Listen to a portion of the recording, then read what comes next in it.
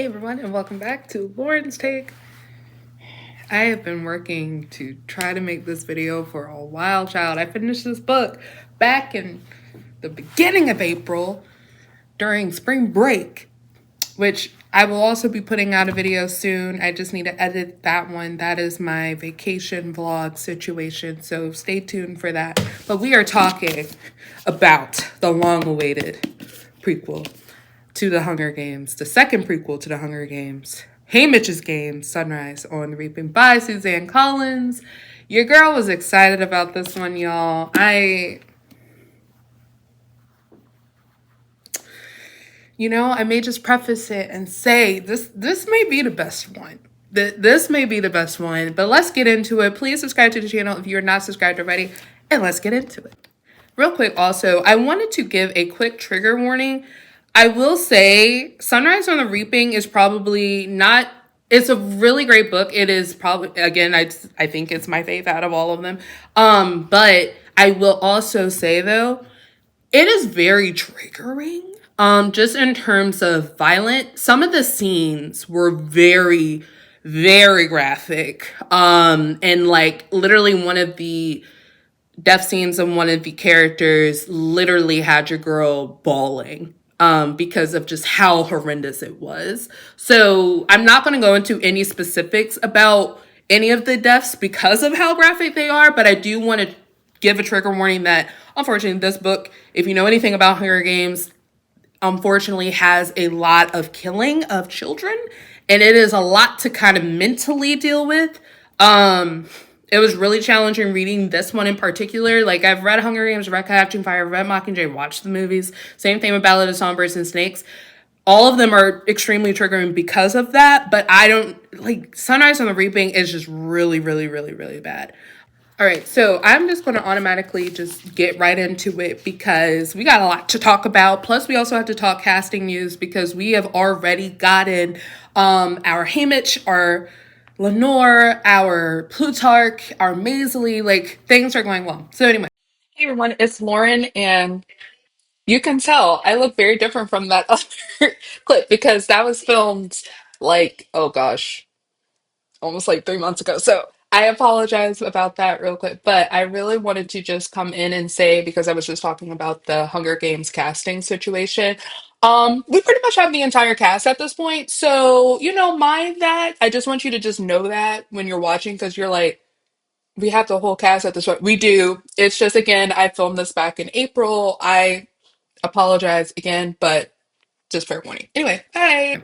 When you've been set up to lose everything you love, what is there left to fight for? Already. As the day dawns on the 50th annual Hunger Games, fear grips the districts of Panem. This year, in honor of the quarter quell, twice as many tributes will be taken from their homes. Back in District 12, Haymitch Abernathy is trying not to think too hard about his chances. All he cares about is making it through the day and being with the girl he loves. When Haymitch's name is called, he can feel all his dreams break. He's torn from his family and his love, shuttled to the capital with the three other District 12 tributes, a young friend who's nearly a sister to him, a compulsive odds maker, and the most stuck-up girl in town. As the games begin, Haymitch understands he's been set up to fail. But there's nothing, definitely not nothing, but there's something in him that wants to fight and have that fight reverberate far beyond the deadly arena. Spoilers ahead. All right, y'all. Let's. When I tell you this book put your girl through every possible emotion there was, that's the situation. Okay, that is the situation that we are dealing with. I have to say, and I already said it, this is the best book in all of the Hunger Games books. Y'all know Hunger Games was my first series in terms of my getting obsessed with books. Like, Hunger Games started it off. I started this channel off with the Hunger Games video. So, Hunger Games has my heart, all right? Though Percy Jackson and Shadowhunters, are number one, Hunger Games is right under them. Like, right under it. It's a Sunrise on the Reaping, better than all of them. And I genuinely think it's because Haymitch is, everyone's like, we all love Haymitch. Like, if you don't love Haymitch, like, what the heck is wrong with you? Because he's like amazing. We love him.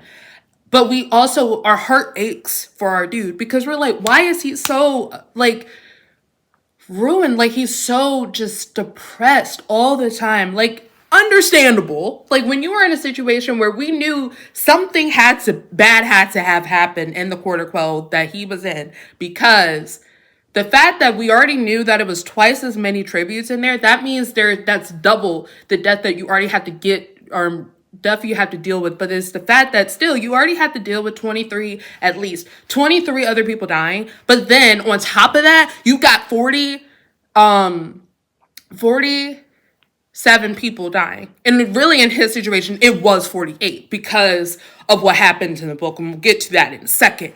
But like, after seeing everything, reading everything my man had to go through, it makes you appreciate his character so much more, but it also makes your heart ache even more for this man. He was just trying to get through his birthday, child. Like, that literally, what sucks? Let's just get right into it. What sucks about Haymitch, especially, is he wasn't even supposed to go to the games. That's the worst part. This wouldn't have even happened had he not stepped up to protect the love of his life, Lenore.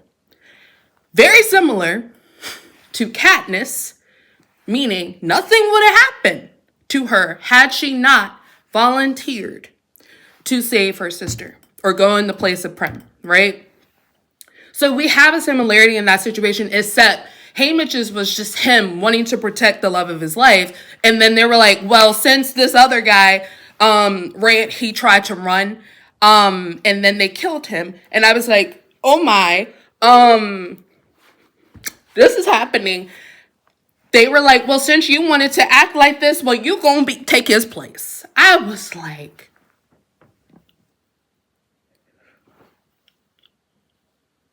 come again. Like,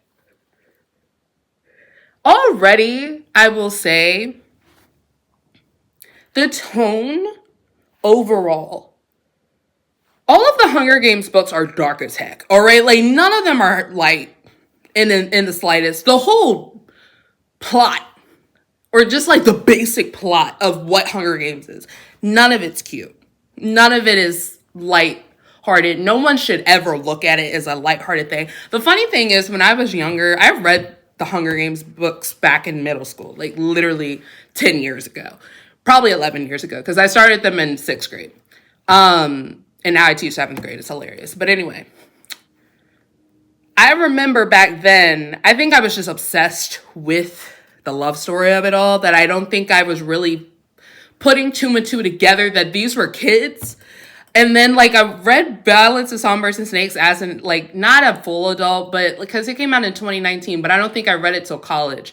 Because I read it, like, maybe a year, maybe 2 years before the movie came out. No, I read it way before then. I read it in 2021. I just know that I read it in college. So I read it like a year, maybe 2 years after it came out. Because it came out, I believe, back in 2019? Question mark? Let me check my sources. Sunrise on the Reaping, I think, even though we know Hunger Games already is a very serious tone overall, it is depressing. It is crazy and wild and horrendous that this is happening, that the Capitol does this to these children of the districts. I think Sunrise on the Reaping, like, doubles that and, like, makes you feel even worse. Like, it's, I will say, though, on top of that, Sunrise on the Reaping in particular, what I loved about it, it was so perfect for right now, because you know what's going on right now. I'm not going to go into specifics. This channel is not overly political. I mean, I be shady, but like, I don't do that, right? But I feel like this book coming out when it came out, it's so important. And I literally just read a TikTok, I just saw like a post either on TikTok or Instagram, I can't remember, and it was talking about how Suzanne Collins would always throw in like little things, but this one is like the most like blatant of them.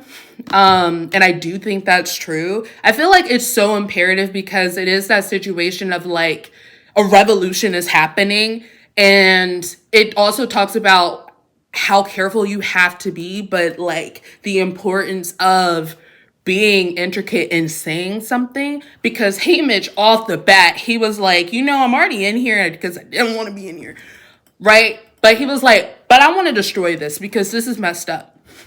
And so when you think about that, and then you think about Hunger Games, and we know what happens. I don't know, like, why you would not know by now. If you don't know what happens in Hunger Games, stop watching this video right now. Go read all of them, watch the movies, everything, and be done. I will even allow you just to watch the movies. Read the books, though. I think this book in of itself is just full revolution. It is a revolution. It is a revolutionary text, and I love it for that reason. And it is this situation. It's like when you've been set up to lose everything you love, what is there left to fight for? And that is like the overarching like guiding question of the whole novel, of just like, I think Hamish in particular throughout the whole book is going through all of these things where he's just like set up to fail thing after thing after thing, because our dude, like, he automatically ticks Snow off, and it is great. I'm like, yes, let's go. He, like, literally, as soon, like, first, he's in that situation where he does not, like, try to give them anything, and I love it, and I love that about the other tributes, too, from District 12. Like, all of them are freaking amazing. But it's like one of those things that you're just like, oh my gosh. It like messes you up because he is just like, I'm not giving you anything. Like, you can forget that. And, I'm so here for him doing that. I'm so here for him doing that. And so when we think about our other tributes, Luella, Maisley, and Wyatt, love them all. But our baby Luella, that was like another Rue situation. It's like, y'all really did this to me. You really did this to me. And, it's like one of those things of just like, I'm just trying to understand, why does this have to keep happening? Yeah, like, Maisley, she's a character. You know, right? She's an interesting character. I liked her automatically though. Like, I didn't hate her like at all, because I'm like, we need this character who's like very just like, I'm gonna act this way. You're gonna have to kind of deal with it. Very stuck up. Very much like, I'm gonna say what I'm gonna say. And I loved it because I was like, yes, everybody come from District 12. Let's go. I think that was amazing.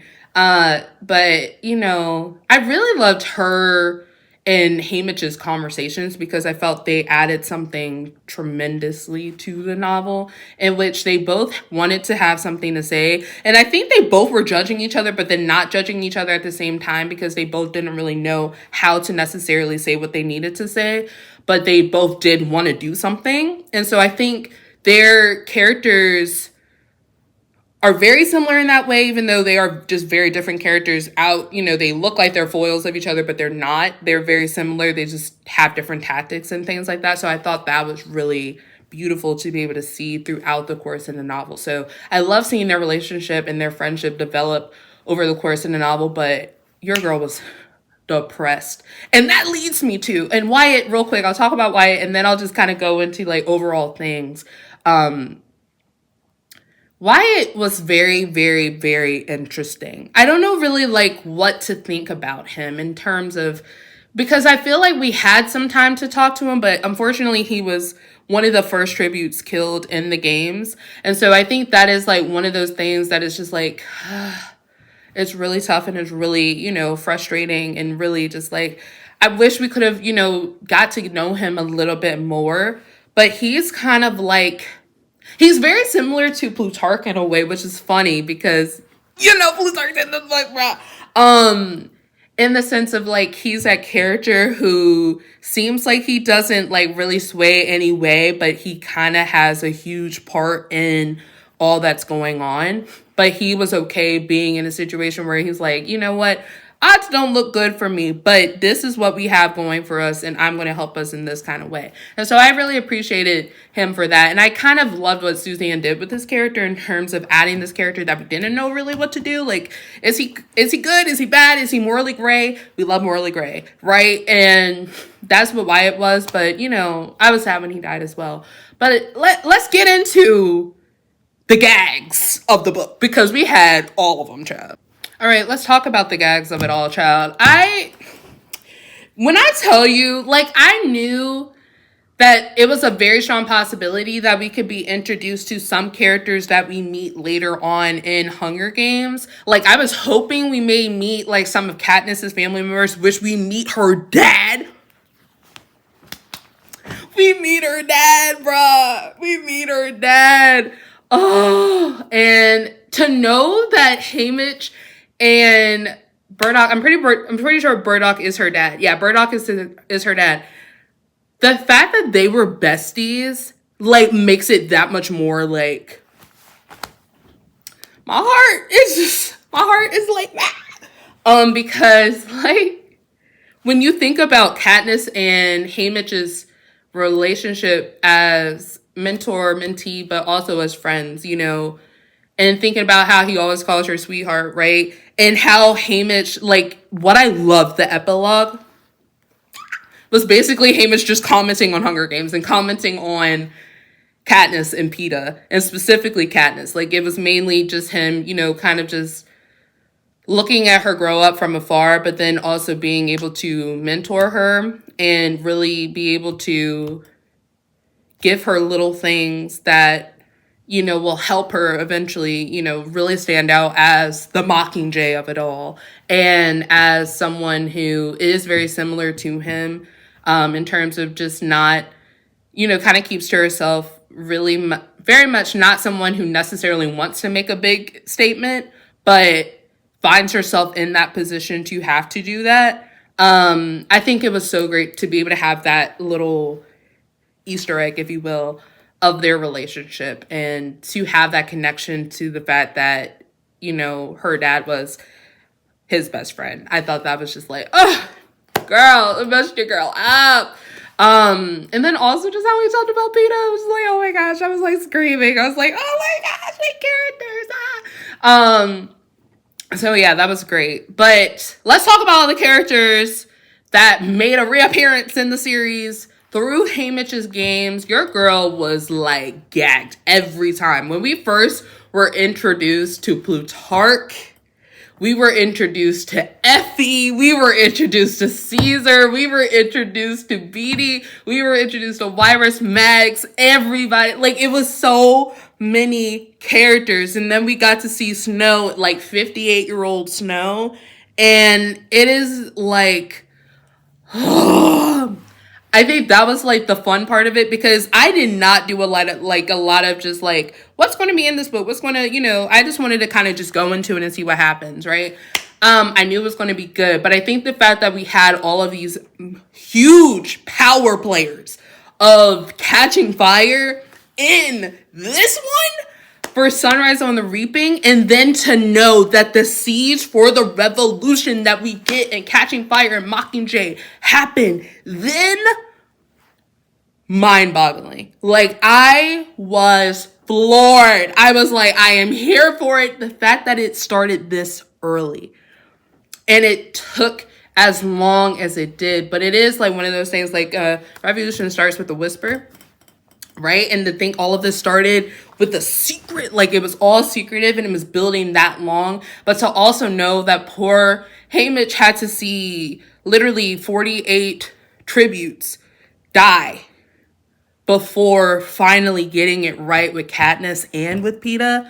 And then being able to, all of them survive, get to Catching Fire, deal with that crap, and get them through again. But then actually finally be able to have that catalyst of Katniss blowing up the arena. So the one thing that Haymitch was trying so hard to do, and you know, that was one of the things that was just like, oh my gosh, like Suzanne doing that was like amazing. Like sis was doing her, like she was doing real work with this book.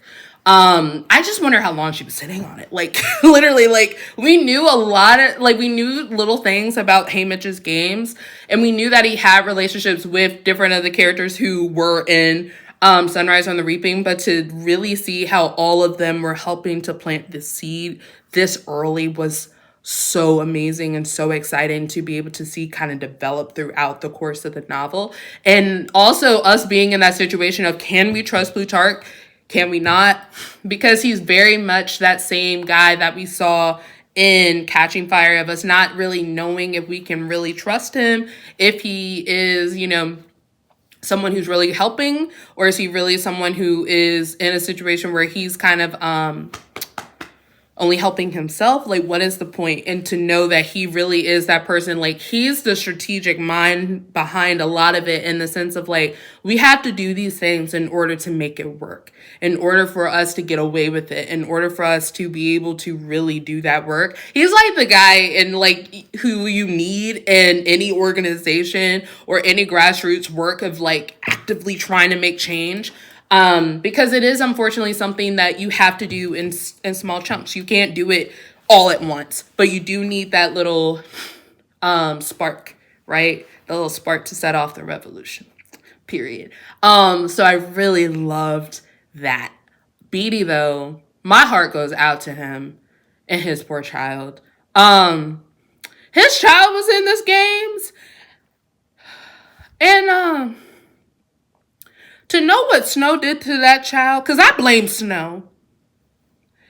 You know, Snow is that bitter. He that bitter. He's still that and mad about Lucy Greybeard.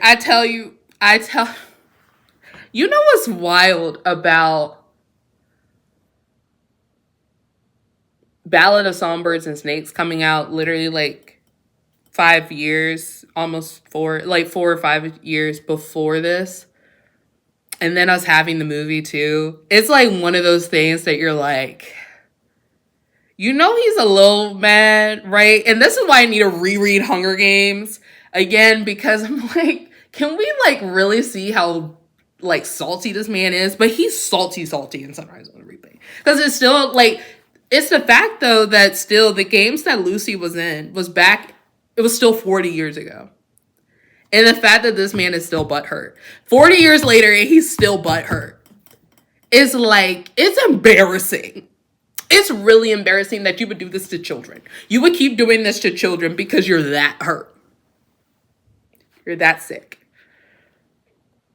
And you know,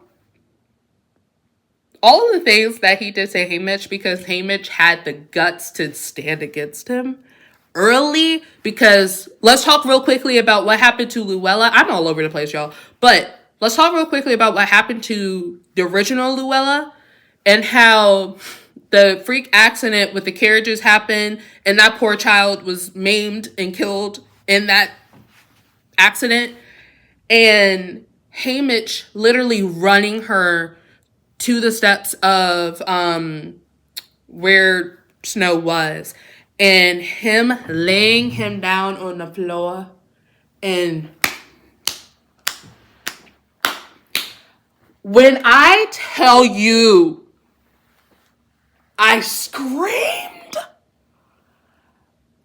Tears were falling from my eyes.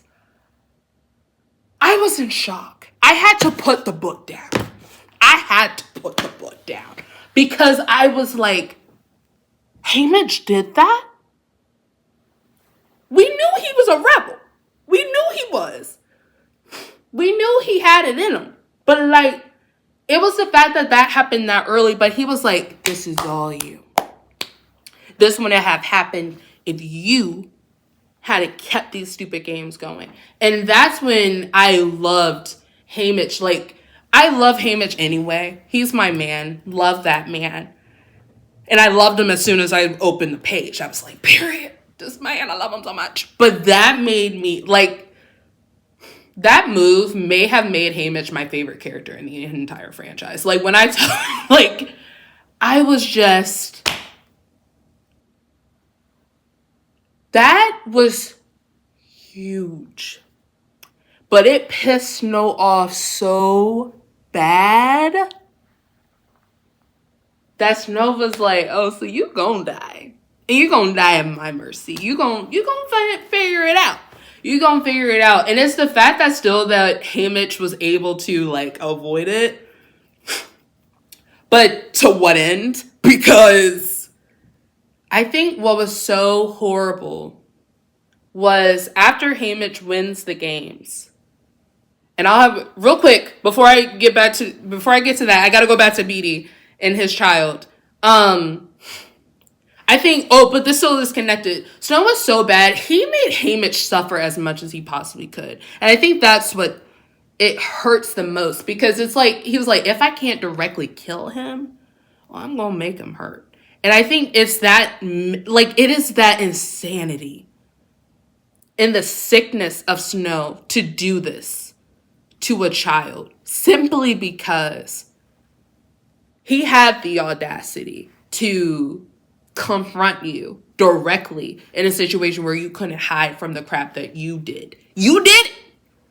And you had an opportunity to stop it because you were games maker. You have been president for this long and you're still letting it happen. And then you directly wanted to kill double the amount of children because you're just that sick and twisted, because you're that pissed off that a girl ran away from you because she knew how sick you were and she had the ability to leave. Joe Goldberg. Anyway, moving on. It's the fact that Snow was like, I will torture you in every way I know how. And that's why what makes Beatty's son, and I can't remember his name off the top of my head, but Beatty's son and Maisie's deaths, horrible. Probably the worst out of all of the characters, but I think Beatty's son's demise was like the worst out of them all. I think the fact that Snow did that to Beatty, did that to Haymitch, did that to the world to have to see that had to be the worst situation that ever happened in the entire franchise. And I, like, when I tell you, I was crying my heart out at that scene because it was just like, he really did that. And then to know that Beatty's son knew that it was coming because he was like, oh no, that's meant directly for me. And then also for Maisie, when she had the situation of hers, when she knew that it was meant specifically for her, and Haymitch then knew, like, that made him feel that much worse about the situation because Snow wanted him to pay that much. And that's when you realize, like, why, like, you see all of the things building to see why Haymitch is the way that he is now in the Hunger Games. Because it's just like, dude, like, why would you do these to children? Don't even get me started on his mom and his brother. Don't get me started on Lenore. All Snow's fault. Like, it's just, oh my gosh. It's just horrible. I cannot. With that man. Snow, I seriously think Snow may well be the worst villain or the worst person that has ever been written in terms of just how horrible he is. He's just that bad. And I cannot with the fact that he is just that sick. He's just that sick. Child. I really loved this book. It had your girl on the edge of her seat every single time. Every single chapter, every single page was just written so beautifully. I will say the only thing that I will ding this book on is the ending. I think the ending was rushed, especially like right after right after Haymitch came home. It's like everything went downhill from there, but it was like, it was just depression, and it was like too much. Like I could not, by the end I was like, because it literally was just like 30 pages of just more depression for Haymitch, and it was like my heart just went out to him so bad. But to think we had that little ounce of hope between him and Lenore. And real quick, Lenore, love her dearly. Love her dearly. She's a phenomenal character. Beautiful character. But everything that those two went to and all those two went through. But to think we were this close.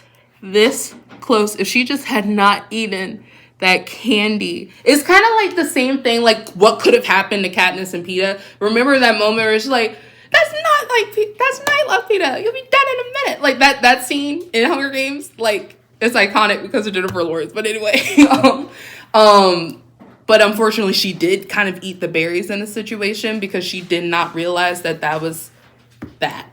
Heartbreaking. Absolutely heartbreaking. And it was, what hurt the most is that we thought we were okay. We're like, well, he'll still have Lenore, but we also knew that he would not have her because we knew. I think that's what also made this book so like upsetting though, because you knew nothing good was going to happen for Haymitch because we know how bad off he is later on, like 25 years later or 24 years later specifically. So, you know, it was just, but to see Effie, coming back to Effie pulled him back up and had his back. And that's why you see their friendship be, you know, so strong close to the end of the series. I think that's something that I kind of liked in Mockingjay with the random kiss between them. Not that I'm like, this is definitely random and definitely extra, but to think of what Effie was for Haymitch in terms of one of the only people that really had his back for that long, and they could rely on one another, and she was kind of literally the only thing to keep him sane, you know, having to go through this pain every single year of sending these two kids into the games and not having the results they wanted to have until Katniss and Peeta. Shout out to you, Effie. We love you, girl. But yeah, what do I rate this book? 6 out of 5 stars. Come on. It's not even a conversation. Like, what? It was perfection. Suzanne did her job. She delivered. We asked, she delivered. She more than delivered. She conquered like the whole genre. I don't know. It was just perfection. Comment down your thoughts. Real quick, before I conclude this video, I did want to talk about the casting for Haymitch, for Lenore, for Plutarch, and for Maisley. Everyone that has been casted so far. Oh, and I think we got Drusilla. I don't know. I keep seeing fan casting. I don't know if we actually got the direct casting for Drusilla, but I know we did for Haymitch, for Lenore, for Plutarch, and for Maisley. Y'all, the actor playing Haymitch, I'm so excited for him. He's about to slay. I think what's great about him is he's not like a very well-known actor at this time. I know I've seen him in a couple of things before, but I'm excited for him because it's about to be like his big thing. So I'm excited for him. I'm excited especially for Whitney Peak because I've really loved her ever since she was in Gossip Girl, the reboot when it came out a couple years ago, or a few years ago at this point. She's going to slay as Lenore. Jesse, who's playing Plutarch, oh my gosh. I'm like, he's perfect. He's amazing. I can't wait to see what he's going to bring to Plutarch. And the actress who's playing Maisley, oh my gosh, y'all, it's going to be great. I'm so excited. This movie comes out next year, I believe November 20th, 2026. You know your girl's going to be there opening night like I was for Ballad of Songbirds and Snakes, like I was from Mockingjay Part 2. Mockingjay Part 1, I was there. Catching Fire, I literally got into the series, I think, like, right after Catching Fire came out. So, your girl is excited. But, anyway, that concludes the video. Please give this video a big thumbs up. Don't give it a thumbs down. That's just rude. Also, subscribe to the channel if you're not subscribed already. And I shall see y'all in the next one. All right? Bye-bye.